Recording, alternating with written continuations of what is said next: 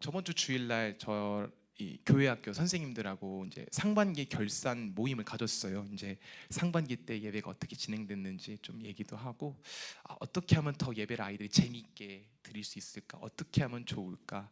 그리고 하반기엔 어떻게 예배를 드릴까? 그리고 이제 저희 여름에 가장 큰 행사 중 하나죠. 여름 성경학교는 또 어떻게 진행할까? 이렇게 아이디어 회의를 하는데, 어떤 선생님께서 저한테 말씀을 하시더라고요. 목사님 와서 이제 제가 6개월 됐거든요. 6개월이 됐는데 혹시 힘든 건 없으세요? 여러분, 그 질문을 받았을 때 제가 어떻게 거기서 이게 힘들어요라고 얘기를 해요. 이렇게 힘들어요 어떻게 얘기를 해요. 근데 힘든 건 진짜 없어. 너무 감사하고 좋은데, 집에 와서 그 질문을 계속 곱씹어 봤어요. 내가 도대체 어디가 힘든가? 내가 어디가 힘들까? 생각해 보니까 매 주일 12시 제1다목적실에 뭐가 있는지 아세요? 청소년부 예배가 있어요. 여러분, 우리 다음 세대 보러 미전도 정족이라고 하잖아요. 우리 아이들 너무 좋아요. 좋은데 중고등부 예배 설교가 솔직히 금 예배 설교보다 준비하기 힘들어서요. 두 개 이제 준비하는데, 이 아이들이 나쁜 건 너무 좋아요. 너무 좋은데 아이들이 유행에 되게 민감하잖아요. 근데 그 아이들이 이 영향을 받는 문화가 너무 비성경적인 게 많잖아요. 그러다 보니까 그 아이들이 세상에서 일주일 동안 그것을 매일 노출되고 핸드폰과 인스타그램, 유튜브를 통해서 그런 것들을 접하고 와서 설교 길이는 또 길어도 안 되잖아요. 제가 10분에서 15분 정도 말씀을 어떻게 전해야 할까 고민을 하다 보면은 잠을 잘 못 자요. 사실 제가 주일 전날에 거의 밤을 새고 오거든요. 그리고 하고 와서 여기서 이렇게 쓰면 아이들이 더 재밌게 들었을 텐데 라는 생각을 많이 하고 실망도 많이 해요. 근데 여러분들이 이렇게 저와 같이 신앙 안에 고민하는 영역들이 분명히 있으시잖아요. 누구는 가족과의 관계가 될 수도 있고, 교회에서의 봉사의 문제가 될 수도 있고요. 그리고 직장에서 상사와의 관계, 정말 쉽지 않죠. 조금 제 자랑은 아니지만 담임 목사님과 면접 때 얘기를 나눌 때 담임 목사님 좋게 봐주셨던 부분 중에 하나가 제가 직장 생활했던 거를 되게 좋게 봐주셔서, 제가 여기 오기 전에 좀 잠시 여러분들 밥솥 만드는 그런 데에서 좀 근무를 했었어요. 근데 진짜 쉽지 않아요. 진짜 쉽지 않아요. 직장 상사뿐만 아니라 클라이언트도 별분들이 많잖아요. 근데 이렇게 너무 많은 힘을 쓰고 탈진하는데, 난 또 신앙인으로서 이 세상 가운데서 거룩한 싸움을 싸워 나가야 되는데, 이걸 싸우고 와서 하나님 앞에 기도하러 나왔는데 기도가 잘 나오지 않을 때가 저는 정말 많았어요. 화를 내거나 한숨만 쉬거나 하나님에 대한 원망이 들 때도 있었습니다. 근데 그때 하나님께서 우리를 어떻게 살려주시느냐? 세미한 음성으로 살려주십니다. 하나님이 말씀을 주시기 때문에 우리는 살 수가 있는 겁니다. 주님의 말씀이 나를 살려주었으니 내가 고난을 받을 때 그 말씀이 나에게 큰 위로가 되었습니다 라는 시편의 말씀도 있듯이, 오늘 우리가 짧게나마 말씀을 나눔으로 우리에게 생명이 가득한 시간 되길 소망합니다. 오늘 말씀을 좀 나누기 위해서 우리가 북이스라엘의 역사와 좀 이 말씀의 배경에 대해서 조금 짚고 넘어갈 필요가 있어요. 이 엘리야가 살아 생전에 계속해서 아합이라는 북이스라엘 나라의 왕과 갈등을 맺었어요. 갈등을 계속 벌였는데 그 원인이 뭐였냐면 아합 왕의 우상 숭배였어요. 그런데 또 아합 왕은 이게 또 마음 가운데 나름대로의 타당한 이유가 있었단 말이죠. 왜냐하면은 이 북이스라엘이라는 나라가 세워지면서 거의 나라의 국교가 우상 숭배가 국교처럼 되어버렸어요. 바알, 아세라 같은 우상들을 섬기는 게 이렇게 유행처럼 이렇게 퍼지다 보니까 아합 왕이 자기 왕권을 강화하기 위해서는 이 아합 신앙을 딱 붙들고 있는 게 가장 좋은 방법이었을 겁니다. 게다가 이 아합 왕이 왕이 되기 전에 반란이 두 차례가 일어나요. 두 차례가 일어나고 아합의 아버지는 내전을 통해서 겨우 이기고 왕이 됩니다. 그러니까 이 아합이 세워질 때 얼마나 왕권에 대한 자신의 위치에 대한 불안감이 많았겠어요. 그래서 이 아합이 나름대로 머리를 썼겠죠. 어떻게 할까 하다가 그래, 이 북이스라엘에 지금 유행하는 이 우상 숭배를 더욱더 철저히 해서 사람들의 마음을 모으고, 더 나아가서 저기 외국의 강대국의 공주와 결혼을 해서 동맹을 맺자. 그래서 시돈 나라의 공주였던 이세벨과 결혼해서 이렇게 이제 결혼을 맺고 정략 결혼을 해서 자신의 왕위를 공고하게 합니다. 그런데 문제는 아합 왕이 왕위도 딱 단단하게 만들어 놓고 나름대로 전쟁도 이기고 정치도 잘 하는데 그게 하나님 보시기에 좋은 게 아니잖아요. 하나님이 보시기에 아합 왕은 우상 숭배를 저지르고 그 마음 가운데 하나님이 없었던 자였잖아요. 그러니까 엘리야가 하나님께서 보내셔서 아합 왕에게 지속적으로 얘기를 하시는 거예요. 근데 엘리야가 선포를 하고 그런데 아합 왕이 듣지를 않죠. 그렇게 계속 갈등을 하니까 엘리야가 선포를 해버립니다. 이 이스라엘 땅에 내 말이 있기 전까지는 비가 안 올 것이다. 3년 동안 비가 오지 않아요. 비가 오지 않고 나서 아합 왕이 어떻게 하는가 봤더니 그래도 하나님 말을 안 들어요. 그래서 우리 저희 저번 주에 담임 목사님께서 말씀하셨던 설교 내용이죠. 갈멜산에서 엘리야가 승부를 벌입니다. 850대 1이에요. 이 영화에나 나올 법한 이 대결을 해가지고 누가 이겼죠? 엘리야가 이기게 하십니다. 하나님께서 제단에 불을 내리시고 예배가 살아나고 성령의 임재를 통해서 하나님이 정말 살아계신 참 하나님이시라는 게 선포가 됩니다. 근데 진짜 멋있는 거는 불도 너무 멋있지만 마지막에 엘리야가 이렇게 외쳐요. 엘리야가 아합에게 이르되 큰 빗소리가 있나이다. 비가 내립니다. 제단에 불이 떨어지고 비가 내린다는 건 바알의 완전한 패배를 뜻해요. 왜냐하면 바알 신이 그 당시 그 중동 지역에 비를 내려주고 풍요를 가져다 주는 신이라고 여겨졌거든요. 그런데 제단에 불도 못 내리고 비도 안 내려, 못 내려. 그럼 바알은 뭐예요? 세상 말로 찌끄레기인 거예요. 찌끄레기. 진짜 아무것도 아니고 우상인 거예요. 그리고 하나님이 비도 주시고 풍요를 주시는 우리에게 복을 주고 싶어 하시는 하나님이라는 게 드러난 거죠. 그럼 우리는 여기서 그래 하나님이 이렇게 멋지게 딱 나타나셨으면은 왕이 딱 가서 왕비에게 우리 잘못했어 회개해야 돼라고 하겠지? 기대를 하겠지만 오늘 말씀의 시작은 반대로 시작이 됩니다. 이 이세벨이 듣고 너무 화가 나서 이 엘리야에게 사람을 보내서 너 내일 내가 죽일 거야 라고 말을 합니다. 죽일 거야 라고 하니까 엘리야가 듣고 그 자리에서 도망가는 게 오늘 말씀까지 배경이에요. 간단하게 다시 정리해서 아합 왕이 죄악을 저질러서 하나님이 개입하시고 회개라 하면서 기적을 내리시고 막 불도 내리시고 비도 오게 하시지만 회개했다 안 했다? 안 했다. 그래서 살해 위협을 받고 도망가게 된 게 엘리야의 상황입니다. 여러분 엘리야가 도망간 거리가 160km예요. 얼마나 힘들었겠어요. 그리고 그 엘리야의 마음은 어땠을까요? 어떤 주석가는 여기서 엘리야가 3가지 어려움을 겪었을 거라고 생각합니다. 장기적인 거리를 이동하느라 쌓였던 육체의 피로랑 열정적으로 사역하고 기도했지만 아무것도 변하지 않는 상황에 대한 어떤 원망이나 환멸, 그리고 이 때문에 하나님을 바라보지 못하는 왜곡된 시선이 3가지 문제였을 것이다 라고 이야기를 합니다. 그런데 하나님이 이 엘리야를 말씀을 통해서 회복시키십니다. 어떻게 회복시키시냐면 첫째, 말씀을 들음으로 엘리야의 정체성이 회복돼요. 그게 어떤 정체성이냐면 바로 선지자의 정체성이 회복이 됩니다. 오늘 본문전에 보면은 이 엘리야가 이제 호렙산에 와서 막 세미한 음성을 듣기 전에 여러 가지 사건들이 있어요. 근데 그 사건들에 보면은 여러 가지가 있는데 그가 항상 뭔가를 행동하고 움직이고 또 어디로 가기 이전에 항상 어떤 구절이 나오냐면은 여호와의 말씀이 엘리야에게 임하여 이르시되라는 구절이 나옵니다. 어떤 사건이든 똑같이 나와요. 그가 그리시네가에 숨을 때에도 사르밧 과부한테 갈 때에도 그리고 아합 왕에게 가서 정면 승부할 때도 하나님의 말씀이 임했는데 오늘 본문 말씀 나중에 가서 19장 초반절 읽어보시면은 그런 말씀이 안 나와요. 자 여러분 이스라엘에 나타났던 선지자들에게는 공통적인 특징이 바로 이것이었어요. 여호와의 말씀이 임할 때 움직이는 거. 그거는 이 엘리야 이전에 다윗이 살았었던 때에 있었던 선지자들이나 여러분들 성경에 보면 예레미야나 이사야 익숙하시죠? 그들도 다 하나님의 음성이나 말씀이 임했을 때 움직이고 행동하고 선포하고 그리고 순종했다는 거죠. 그래서 하나님께서는 아모스에서 이런 재밌는 말씀도 하세요. 하나님께서는 그의 비밀을 선지자들에게 보이지 않으시고는 행하시지 않는다라는 말씀이 3장 7절에 나와 있는데 다시 정리하자면 엘리야는 선지자였고 이 선지자는 자신의 행동이나 거취가 모두 말씀에 의해서 결정되는 사람이란 얘기인데 오늘 말씀 초반절에 보면은 이세벨의 위협에 도망갔던 그 길이 하나님이 너가 도망가라 해서 도망간 거다 아니고 자기의 생명을 위해서 도망갔다라고 쓰여 있습니다.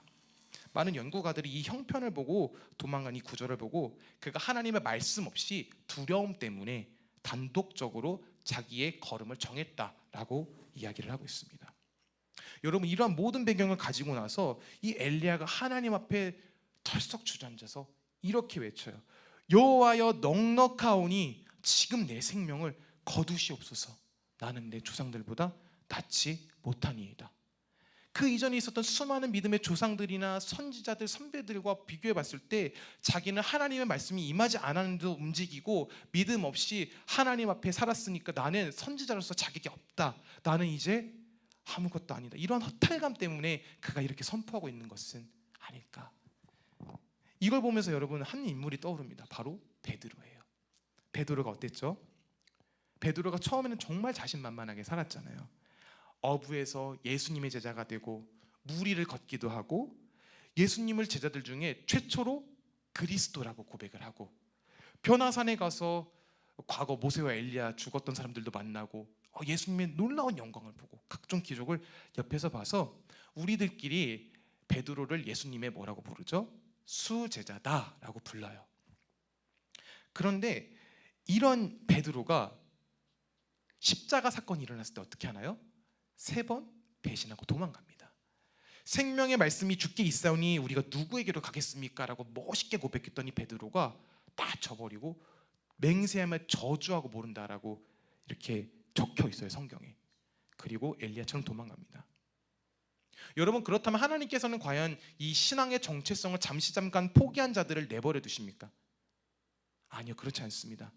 그런 자들에게 하나님이 무엇을 주시느냐? 말씀을 주십니다. 생명의 말씀을 주십니다. 도망간 엘리야를 이렇게 밥을 먹여가면서까지 호렙산으로 인도하신 이유는 세미한 음성을 주기 위함인 거예요. 그에게 말씀을 주십니다. 왕조가 바뀔 것이다, 새로운 선지자가 세워질 것이다, 이렇게 딱 알려준 다음에 하나님께서는 그 세미한 소리로 이렇게 말씀하십니다. 너는 내 길을 돌이켜 가라 명령하십니다. 말씀은 좌절했던 사람을 다시 일어나게 할 뿐만 아니라 그가 사명을 감당하게 하는 힘이 있는 거예요. 베드로도 그렇죠. 자신의 처지를 비관하고 나 이제 어부해야겠다, 제자 안 되겠다 돌아왔을 때 예수님이 찾아와서 뭐라고 물으시죠? 3번 시몬아 너가 나를 사랑하니? 그때 뭘 주시죠? 엘리와 똑같이 사명을 주세요. 내 양을 먹이라. 그리고 그 구절에 나중에 요한복음을 보면은 그가 어떠한 죽음으로 영광을 돌리실지에 대한 예언하셨다라는 구절이 나와 있어요. 영광을 돌리는 사람이 되었다고요. 여러분, 말씀을 우리로 하여금 크리스천으로 살게 합니다. 제가 엘리야와 베드로와 같은 이번 한 주를 보내다가 하나님 말씀을 주셔서 다시 살아났어요. 중고등부 때문에 이거 설교 어떻게 해야 되지? 이러다가 역대하 7장 3절 말씀, 불이 내리는 것과 여호와의 영광이 성전에 있는 것을 보고 경배하며 감사하며 이때 선하시도다 그 인자심이 영원하도다 하면서 저도 이 말씀을 통해서 제 영이 살아나는 경험을 했어요. 제가 잘나서가 아니라 제가 얼마나 불쌍했으면 하나님께서 말씀을 주셨겠어요. 여러분, 우리 그 생명을 주시는 말씀의 자리로 나아갑시다. 생명의 근원이신 예수를 만나는 자리로 나아갑시다. 우리는 그냥 살기 싫잖아요. 신앙인으로 살고 싶잖아요. 그런데 벽이 계속 있고 내 무력감과 나의 부족함을 느낄 때 내가 그것을 적나라하게 볼 때 그곳에서 좌절 충분히 할 수 있는데 그게 그렇다고 나의 신앙을 무너뜨리지 못합니다. 하나님의 말씀을 주시기 때문이에요. 그때가 바로 말씀을 들을 때입니다. 하나님은 모든 것을 버리고 무너지고 도망간 자에게도 말씀을 주십니다. 엘리야, 베드로, 저 같은 사람에게도 생명을 주시고 다시 일으키십니다. 그래서 예수님 이렇게 말씀하시잖아요. 이 땅에 내가 연약한 것을 담당하러 왔다고. 우리 예수님께 나아갑시다. 말씀을 들을 수 있는 자리로 나아가시고 성경으로 나아가시고 예배로 나아가시고 말씀이 선포되는 자리요 기도의 자리로 나오시길 소망합니다. 그리하여서 내 힘으로 뭔가 할 수 없을 때 인정하십시오. 그래 나 할 수 없다. 그때 내가 무엇을 하겠나? 난 말씀을 듣겠다. 생명의 근원인 말씀을 나에게 주옵소서라고 내 자신에게 도전하면서 그 생명의 말씀을 듣는 이 교회의 자리로 나오시길 소망합니다. 여러분, 말씀을 통해서 우리가 살아나게 되면요, 우리의 시야가 바뀌어요. 두 번째로 말씀은 우리 하나님이 얼마나 크신 분인지를 알게 합니다. 여러분, 저희 집에 저희 교회 성도가 있어요. 모르시죠? 저희 교회 성도랑 동거하고 지내거든요. 김지한, 김희안. 유치부 진짜 등록돼 있어요. 진짜로 유치부 등록돼 있고, 그 중에 저희 교회 가장 최연소 교인이 이한인데, 이한이가 요즘 장난감 차에 빠져서 마트를 가거나 롯데 땡땡이나 이 땡땡 이런 데 갈 때마다 장난감 가게를 가질 때 꼭 가서 자기 취향이 딱 꽂히면 그걸 가지고 딱 얘기해요. 아빠, 나 하얀색 트럭 사고 싶어요. 색깔도 너무 똑똑하게 얘기해요.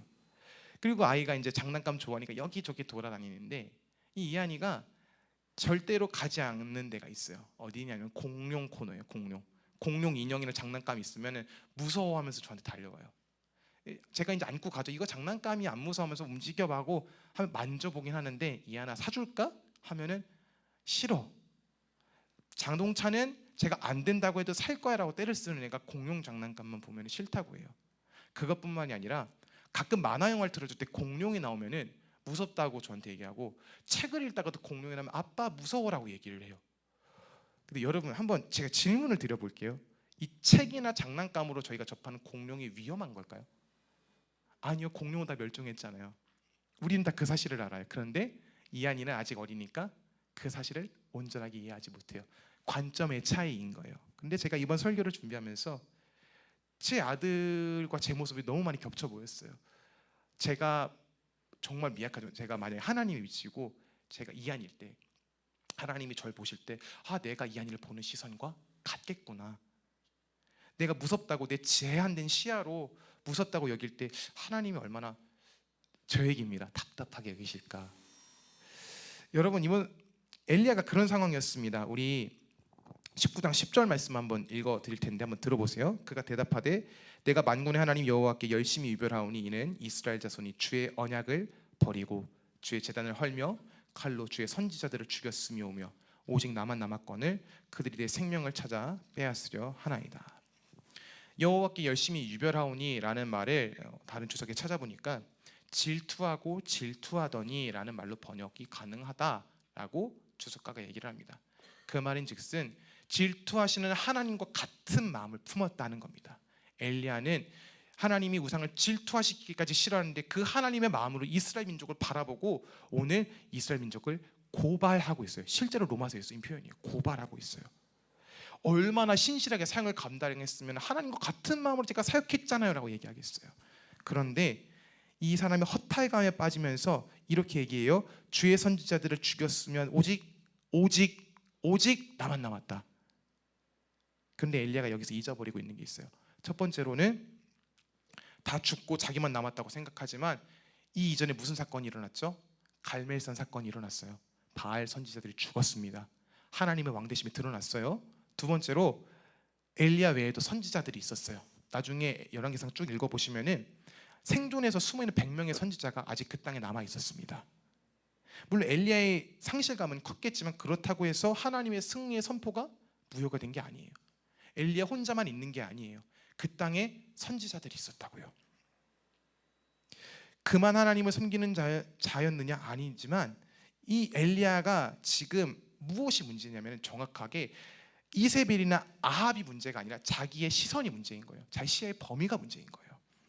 그래서 하나님께서는 시야를 더 넓게 가지게 하기 위하여서 소위 믿음을 가지시게 하려고 오늘 세미한 음성을 듣는 자리로 부르시는 겁니다. 너가 알지 못하는 크고 은밀한 일을 보이겠다라는 예레미야의 말씀처럼 새로운 왕을 세우고 선지자를 세워라. 그들이 바알 신앙을 몰아낼 것이다. 그리고 너와 같이 나를 사모하고 섬기는 자들 7,000명을 내가 이 땅에 남겨놓았다라고 이야기를 하십니다. 정말 멋지죠. 우리 하나님 정말 멋지시죠. 그런데 오늘 말씀을 묵상하면서 한 가지, 제가 세미한 음성에만 말씀을 드렸지 바람이나 지진, 불을 말씀을 안 드렸잖아요. 제가 이번 말씀을 묵상하면서 가장 걸렸던 게 이거예요. 왜 하나님은 이렇게 말씀하신 것까지는 좋은데 왜 우리가 기대하는 것처럼 강한 바람이나 불이나 지진으로 이렇게 웅장하게 임하지 않으실까? 그러면 사람들도 보고 막 두려워 떨고 그럴 텐데, 원래 모세 시대 때는 호렙산에 막 구름이 끼고 불과 지진 가운데 강렬하게 임재하셔서 모든 백성이 이렇게 얘기하죠. 그만 말씀 없어서 저희가 너무 무섭습니다. 이렇게 강렬하게 임재하시면 얼마나 좋았을까 하는데, 이와 관련해서 달라스 트리니티 교회 게리 인리그 목사님이 계세요. 이분이 이런 이제 본인이 저술한 추석에 이런 글을 남기셨습니다. 한번 읽어드릴게요. 하나님이 언제나 강력하고 극적으로 임재하시는 것은 아니다. 또 세상을 깜짝 놀라게 하거나 언제나 압도적으로 일하시는 것도 아니다. 세미한 소리는 갈멜산에 임하셨던 하나님의 임재를 부인하거나 과소평가하기 위한 것이 아니었다. 하나님이 극적으로만 일하시는 것은 아니라는 사실을 강조하기 위한 것이었다.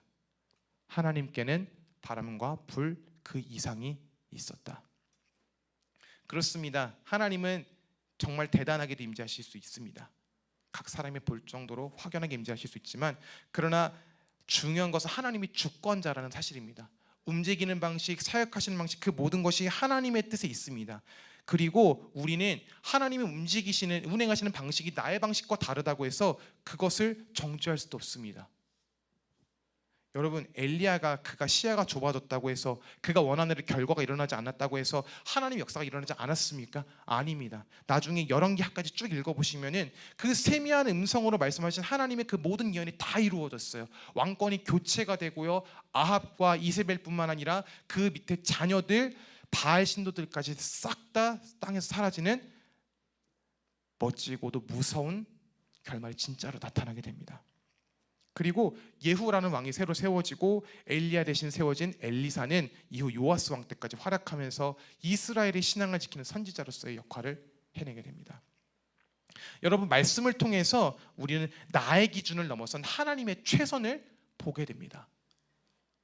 제가 이번 설교를 준비하면서 저희 찬양팀하고 먼저 나눴던 이야기가 생각이 났어요. 찬양팀 분들은 제가 아마 말씀드려서 아실 텐데, 제 두 학번 위에 선배가 계십니다.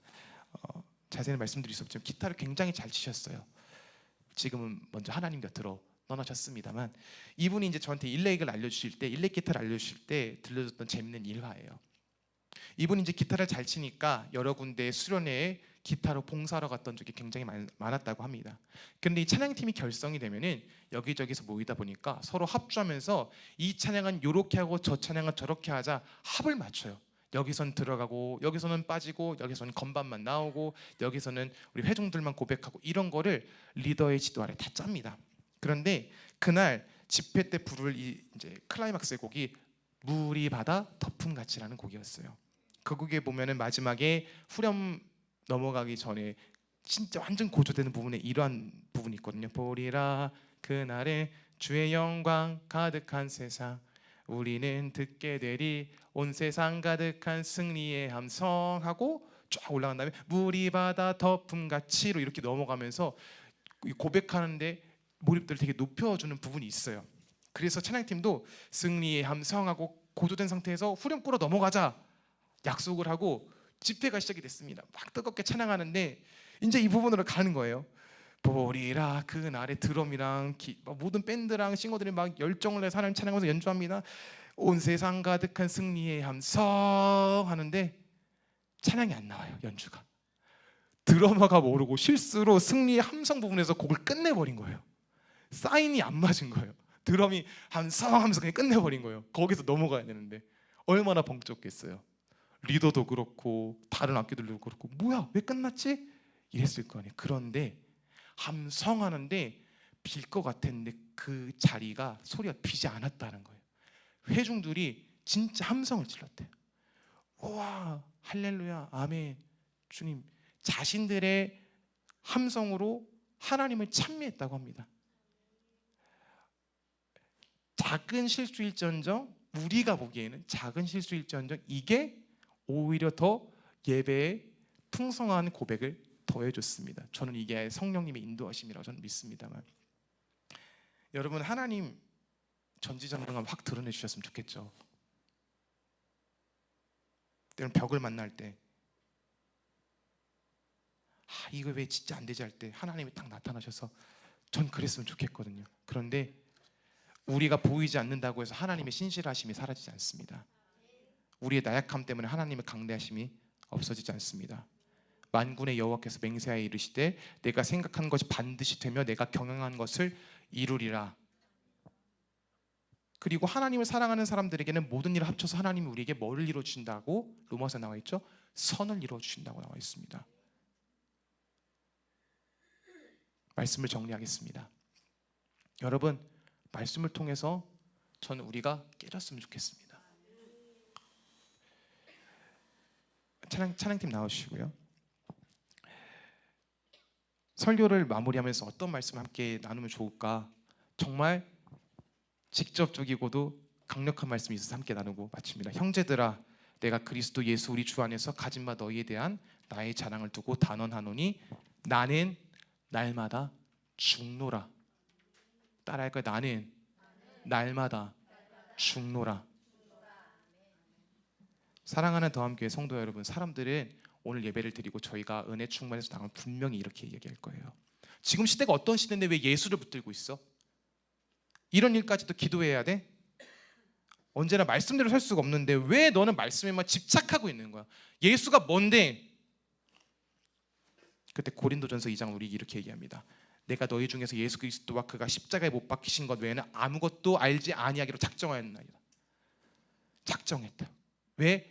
이게 나에게 생명을 주는 말씀이고 이것을 통해서 나의 믿음 없음이 극복되기 때문이고 이 말씀을 통하여 우리가 구원받았고 이 예수를 통하여 우리가 온전하게 하나님 앞에 서게 되기 때문입니다. 여러분, 우리의 죄값을 누가 감당할 수 있습니까? 우리의 인간의 죄의 시야를 감당할 수 있습니까? 없습니다.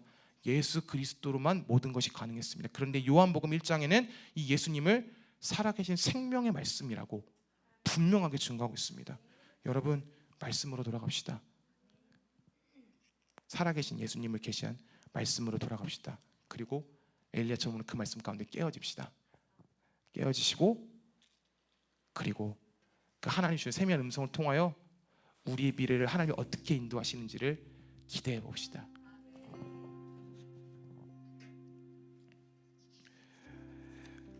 휴가 전에 담임 목사님께 부르셨어요. 그래서 목사님 설교를 좀 얘기를 하시더라고요. 저는 맨날 담임 목사님 설교를 듣잖아요. 안 되는데, 나 올라가면 안 되는데 담임 목사님 말씀 너무 좋거든요. 저는. 근데 안 되는데. 네.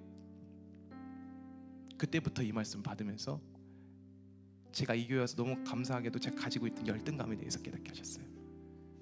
담임 목사님 아무것도 하신 게 없는데 저 혼자 느낀 거였잖아요. 똑같아요. 근데 제가 말씀을 통해서 그 극복이 되니까 제가 좀 부끄러워하는 것 같진 않잖아요.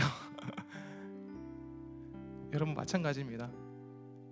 우리는 아무것도 할 수 없어요. 우리에겐 아무 능력도 없습니다. 그런데 말씀의 능력이 있습니다. 그 말씀이 우리의 새 화명을 살리고 말씀이 우리의 굳어진 시야를 깨게 합니다. 우리 그 말씀을 주품에 안깁시다. 함께 찬양하면서 하나님 앞에 나갑니다.